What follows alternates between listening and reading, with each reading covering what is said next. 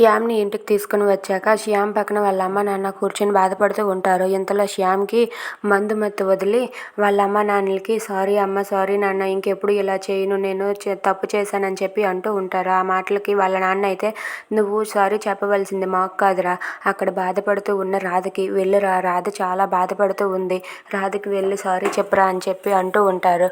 అది విన్న శ్యామ్ అయితే రాధ దగ్గరకు వెళ్ళి "రాధా, నేను తప్పు చేసి ఉంటే నన్ను క్షమించు రాధా" అని చెప్పి అంటూ ఉంటాడు. అది విన్న రాధ అయితే "లేదండి, మీరు తప్పు చేయరు, మా అక్కే మీ చేత తప్పు చేయించాలని చూస్తుంది.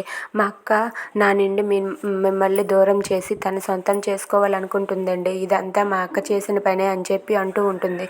అది విన్న శ్యామ్ అయితే రాధ పైన ఒట్టేసి "రాధ, ఇంకెప్పుడు నా జీవితంలో తప్పు అంటూ చేయను రాధా, నన్ను క్షమించు, ఇంకెప్పుడైనా సరే తప్పు జరిగితే అప్పుడు అడుగు రాధా" అని చెప్పి రాధ మీద ఒట్టేసి మరి శ్యామ్ అయితే రాధకు మాటిస్తాడు. అది చూసి రాధ అయితే "మీరు నన్ను ఎప్పుడు విడవకండి శ్యామ్ సార్" అని చెప్పి శ్యామ్ని గట్టిగా హగ్ చేసుకొని ఏడుస్తూ బాధపడుతుంది. If you like this video, please like, share and subscribe. Thanks for watching.